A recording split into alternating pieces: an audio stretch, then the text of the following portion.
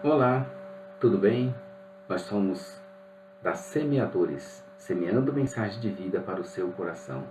Estamos dando continuidade ao nosso projeto e estamos no vídeo de número 13, correspondente ao capítulo de Gênesis, número 13, intitulado Abraão edifica altares ao Senhor.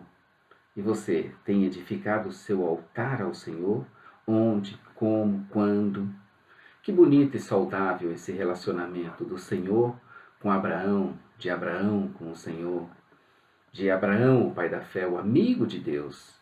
O que chama atenção no texto, entre tantas coisas, informações úteis para o aprendizado, é o fato de Abraão viver construindo altares por onde vai.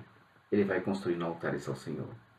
Não é qualquer pessoa que constrói altares, mas aquele que se sente o chamado de Deus, aquele que sente o chamado de Deus e aquele que depende dele totalmente. Abraão era esse homem que estava em terra estranha, mas que a mão de Deus estava com ele. E ele sabia disso, principalmente porque era muito abençoado em tudo o que ele fazia. Havia prosperidade em suas mãos, em seus negócios, por isso que ele não colocava os seus olhos nas coisas, mas no Senhor provedor. Eu fiquei pasmo de ver o comportamento de Abrão diante da terra que seria agora partilhada entre ele e o seu sobrinho Ló. Os dois haviam crescido, tanto que já não podiam compartilhar da mesma terra juntos e tiveram que se separar. Estava havendo constantes brigas entre os seus servos e eles não queriam brigar entre si. Por isso que tomaram a iniciativa de se apartarem um do outro.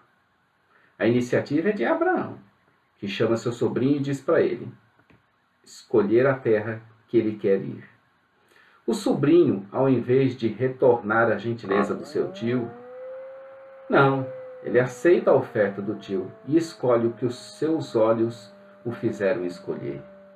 Abraão não, fez tudo pela fé, numa certeza sobrenatural de que Deus era com ele.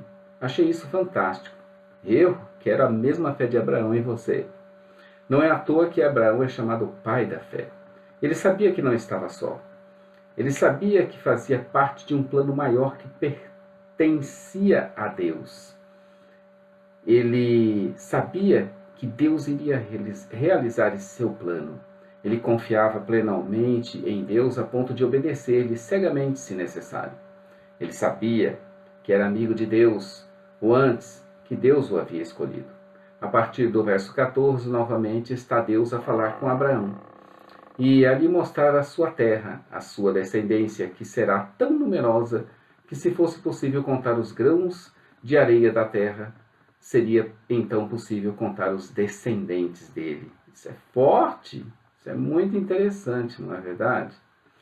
O último verso do capítulo 13 de Gênesis, que estamos trabalhando, aponta para mais um altar erigido por Abraão ao seu Deus forte, que era com ele.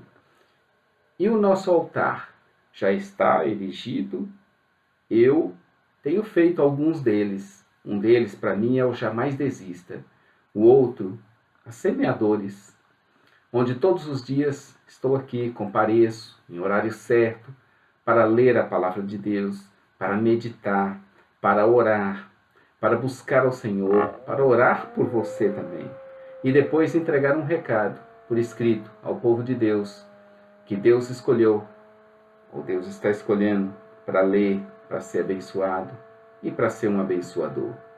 Deus nos abençoou, não para que nós nos enchamos, mas para que nós tenhamos a nossa mão aberta e sejamos o quê? Abençoadores. A bênção do Senhor vem para nós, não para que nós a retenhamos, mas para que nós abramos a nossa mão e abençoemos o nosso irmão que conosco convive confiadamente. Esse foi o capítulo 13 de Gênesis. A parte escrita você encontra em nosso blog, no Jamais Desista. Visite o nosso site, visite nosso blog, a Semeadores. O endereço é www.ossemeadores.com.br, onde tem nossa loja virtual. inscreva-se no nosso canal no YouTube. A todos, um bom dia e não se esqueça de fazer o seu altar ao Senhor